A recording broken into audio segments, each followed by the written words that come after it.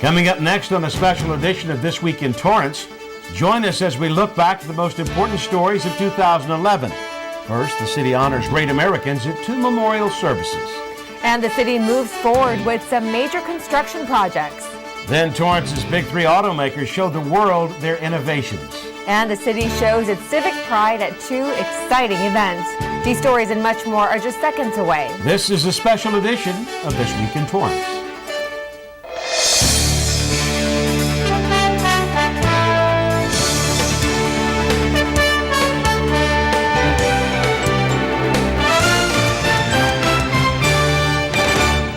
Hello, everyone, and welcome to This Week in Torrance. I'm Jin Chun. And I'm Ben McCain. Thanks for joining us. And today we're looking back at the stories that made an impact on all of us this year. The long-awaited Seaside Heroes Park opened early this year, and an emotional dedication ceremony brought out the community. Reporter Alex Polanski takes us there. What so proudly we hailed at the twilight's last gleaming. The Seaside Heroes Park honors heroes, in particular 3 local heroes, Corporal Joseph Anzac Jr., Captain Matthew Ferrara, and Corporal Micah Gifford. All 3 fallen soldiers grew up in Torrance. Sadly, you have heroes like this that have taken and given their lives for our country, and here we have this opportunity to honor these 3 young men. I thought a park bench would be lovely, and this is just amazing. To say I'm blown away is an understatement. Hundreds of people gathered from far and wide for the unveiling. Among those faces were family, friends, residents, veterans, as well as fellow soldiers. James Daly and Ryan Ammerman traveled from Alaska to attend. Being one of the only members left in the same unit that he was in at that time, I really wanted to come down and honor him and his family. It was really sweet to hear those 2 fellas talk and tell stories of Micah and how they learned to love him and how he had actually, one of them said he changed my life. So it was it was unbelievably wonderful. Emotions were running high throughout the day, especially for members of the search party for Corporal Joseph Anzac Jr. Seeing his name on the wall left many with mixed feelings. Kind of anger, pissed off, but I mean, stuff happens, I guess. For me, as this being a park, and for me as a hero park, it makes me proud that I could know that somebody do care for us and who we are and what we've done for our country. And after 6 years in the making, the end result is a triumph for the community. It was a community effort, and as you can tell with the turnout today, the whole community was interested in this park, and I think that out of a tragic event, it made something good happen. He used to cut through this field before it was a park, and he would be so jazzed. I just love it. I just love it. It's a wonderful idea. The last day that we spent with our son before he went to Iraq and was killed was in a park like this. And then now to have his hometown do this so that other people can read about him and read about Joseph and Matthew is just very moving. We love that.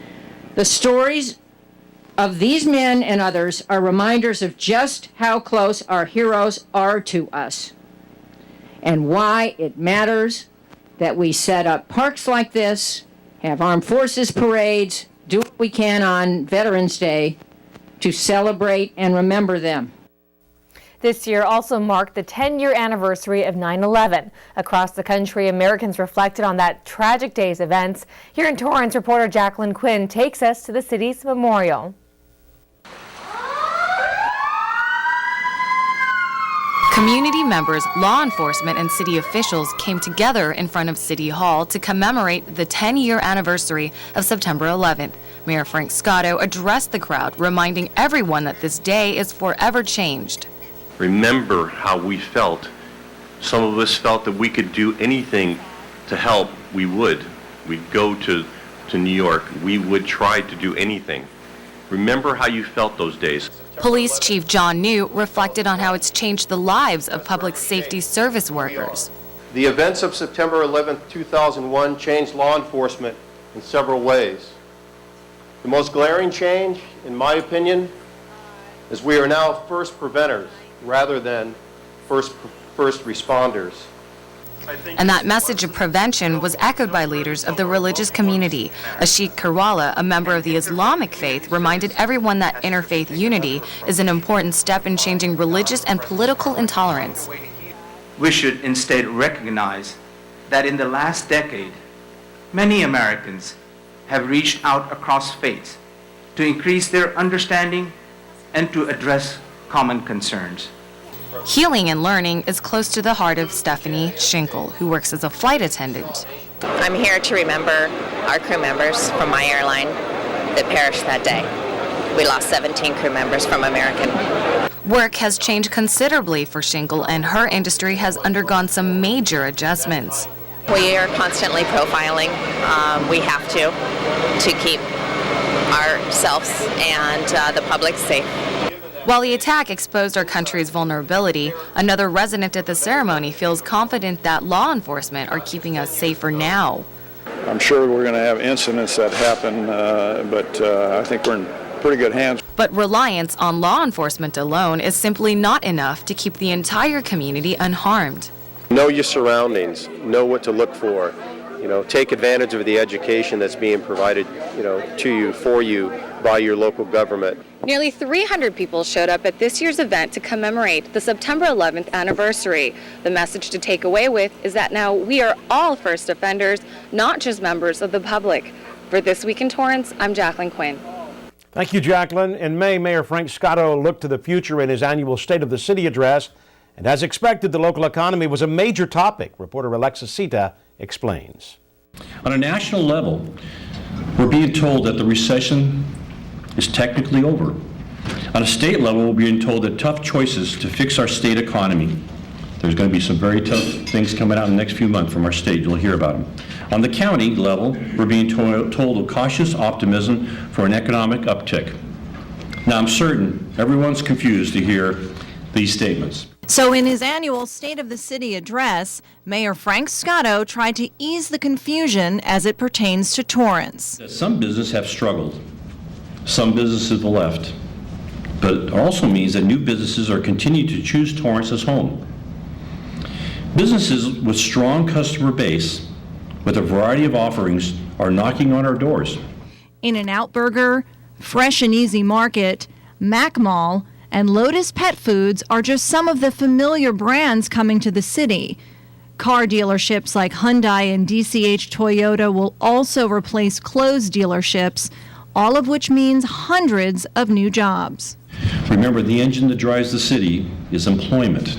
But sales tax revenue fills the city's coffers, and with plans to remodel the Del Amo Fashion Center finally underway, Torrance may attract more shoppers and different consumers ready to spend their cash. And we're very, very, very pleased that this is happening, let me tell you, because I think it's going to transform Torrance in a different way. And I've already seen tentative plans, and I think that everybody in the room, if they saw them, they would be amazed. The address was not without some harsh realities. Since sales tax revenue dropped sharply over the last few years, Mayor Scotto reinforced the city's belt-tightening. After enduring 2 rounds of budget cuts, $13 million in jobs and services were excised, and the 2011-2013 budget will reveal revenue shortfalls of up to $3.5 million, so expect to see more cuts. To balance the budget while mitigating negative impacts to the resident and holding to the City Council policy of no layoffs and no furloughs, that entails difficult decisions and adjustments. Mayor Scotto emphasized changing the perception of Torrance as the key to its future. The newly created Tourism and Business Investment District will promote the city for both such activities. They are developing a marketing campaign that will capture our voice as a city, that will introduce Torrance to others. And residents can look forward to enhancements like the Del Amo Boulevard extension and improvements to Torrance Boulevard. And with all the new things coming Torrance's way, Scotto reminded everyone to keep a fresh mindset. Let's shake the old way of looking at things, making space for new ways. For Torrance City Cable, I'm Alexis Sita. The city may be dealing with the slow economy, but there are some major construction projects happening to help commuters and consumers. Commuters are getting closer to a continuous ride down Del Amo Boulevard. Reporter Shante Passmore has this story on the road extension project. Last month, this stretch of Del Amo Boulevard looked like this. The forms that you see behind me are actually what we're forming up for the future abutment of the bridge that will be on the east side of the railroad tracks. The abutment is the support needed to hold the bridge above the railroad tracks. It took 2 weeks for a team of 6 to cut the wooden planks and properly place them along the abutment. They're probably about 75 to 80% done with doing the forming and the preparation work. And maybe next week, on Monday or Tuesday, is when we anticipate them pouring the concrete for the abutment wall. On the other side of the railroad tracks, the foundation for the second abutment is nearly complete, but Craig Belazarian says the bridge will have even greater support. Instead of using an embankment to support the bridge, the city will use these mechanically stabilized earthen walls, and they're doing this for a good reason. While working close to an active railway is dangerous, trying to build a bridge next to Dow Chemical Plant has its own problems. Using mechanically stabilized earthen walls, or MSE, works best since land space is tight. These puzzle pieces are artificially reinforced with dirt and fit in a small space. So being able to use this technique actually allowed us to have a narrower right-of-way, less expense in purchasing property, and obviously a construction technique that's safe and used in other construction projects. According to Belazarian, the team is installing 50 to 60 panels a day, and Torrance drivers don't have to worry about whether these Lego-like walls can support a 4-lane highway. Behind each panel is actually a set of straps. And what these straps do is we connect them to the backside of each panel in 4 places, one individual for each strap. And that holds the strap in place, which prevents the panel from bowing out or bowing in. Belazarian says they can start building the bridge outward once the abutment walls are finished. Without any real challenges this month, the project is still on schedule. For This Week in Torrance, I'm Shante Passmore. Thank you, Shante. Back in August, the former location of Coco's restaurant was leveled to make way for the future Fresh and Easy supermarket. Reporter Alexis Sita explains why Torrance firefighters had important reasons for being part of the demolition.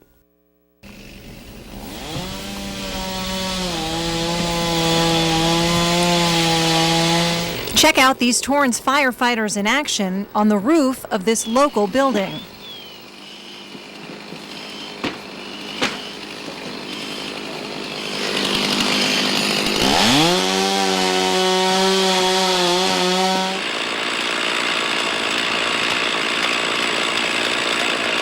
But no one is in danger because this isn't a real emergency. The roof is constructed out of a lightweight concrete covering. You'll see some of the rubble here on the roof. The Torrance Fire Department is conducting training at this soon-to-be demolished restaurant, and it's a rare chance for firefighters to train on an actual building. Right now we're using a chainsaw, simulating as if there was a fire here in the building, and cutting some ventilation holes to, if the building were to be on fire, they would be allowing the hot gases to escape. When these gases are released, firefighters on hose lines can then find and start to extinguish the fire.